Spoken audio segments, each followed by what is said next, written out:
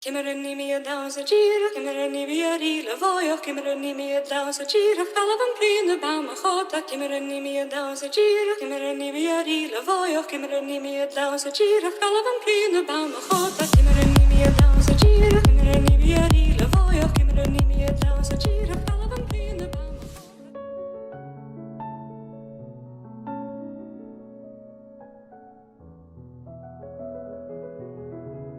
Welcome everyone to another episode of Thoughts. I'm Jovan, and today's subject is language. The reason I preface this subject instead of jumping into it like I've been doing in my regular episodes is because we have a special guest on today's episode of Thoughts. At my elementary school, when you rose to grade 5, you were inducted to the fictional island of Fu. You learned their language and pastime sports, and near the end of the year, you would compete with your peers to claim victory in each category. That was the first and only time I truly learned another language. All you had to do was add INIG in front of every spoken vowel. Hinagel inago, minagai ninagame, minagiz jinago. It was really cool to have an understanding of a different mode of communication than the one you were raised with. Don't get my educational system wrong though. I was taught French from grade 4 to grade 9, but it did not stick in the slightest. My theory as to why, aside from me not paying enough attention, was because their sentences are reversed in French. So aside from me having to learn every basic word in their dictionary, you also had to learn how to form sentences in a completely different way than what your brain was automated to. Language is a trippy thing. Think of how you would form thoughts without it. Think about trying to understand someone else without it. It's downright impossible. Babies want things but have yet to learn language, and look how hard it is to find out what they want. All they do is cry. Same with dogs. What's that, girl? Timmy stuck in the well? Our entire civilization depends on our ability to communicate thoughts to each other using the best means we have. Certain academics use the phrase language game when they talk about how we're all using words in society. Is there a possibility that in the future we will outgrow language for something more streamlined, like telepathy? It is known that the German language has a word for almost everything. Whenever we, the English speakers, find ourselves unable to find the right words to express a feeling or idea, the best we can do is combine other words. It never quite works the same as having the right word, though. There is another phrase used when talking about potential AGI, or artificial general intelligence, called a black box. It is used to describe how we are all living now, never truly knowing what everyone else is thinking. Our only window into another individual's mind is their own ability and, permission? Allowance, for us to bear witness of their raw thoughts. Otherwise, we truly have no idea what is going on behind their eyes. Now we must ask, what in the world would we as a species do in the unlikely event that aliens really visited Earth? Would we say hi, hola, salut? Would we attempt communication through Morse code? What if they only communicated through dance? Or in reverse meaning, where happy was sad and peace meant war? What if they only communicated through dreams?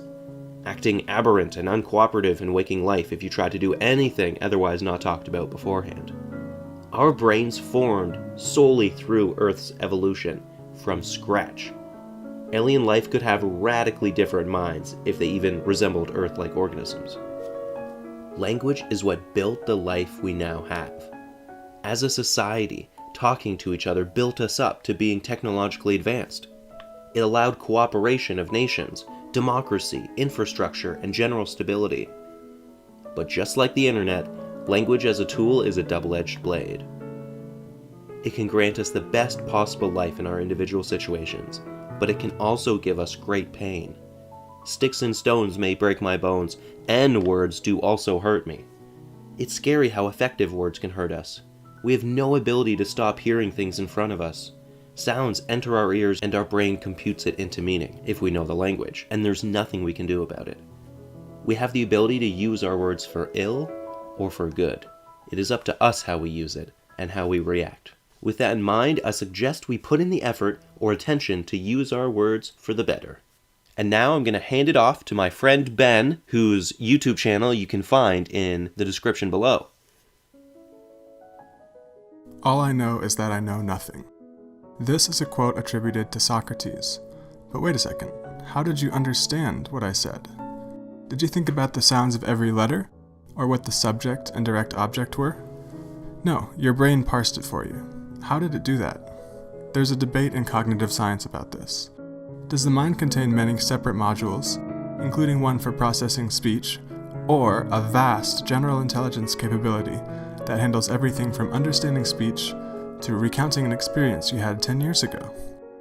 The answer is probably somewhere in between. Specialization helps the brain compute things quickly, like what a person is saying to us, or whether we recognize their face. The modules pass this information to other areas that handle big picture things like reason and decision making. Let's go back to language for a second. Some people say that language is learned completely through observation and mimicry of our environment. This is the empiricist position. Others, like the linguist Noam Chomsky, say that we're born already knowing the structure of languages before we ever start learning one. That is, language is innate. For the linguist and psychologist Steven Pinker, the view that language is innate goes hand in hand with the idea that the mind is modular. In Pinker's view, different modules are something like a bird's beak, an adaptation that is designed to solve a particular problem. The school of thought associated with this idea is called evolutionary psychology. This isn't to say that our brains have modules for baking cookies or climbing trees, just that the cognitive capabilities that we humans are endowed with came out of a need to solve basic problems like survival, navigation, and reproduction. So what does this mean for language? According to Pinker, our language faculty comes not just from being generally intelligent, but from a special mental module developed over thousands of years of evolutionary history.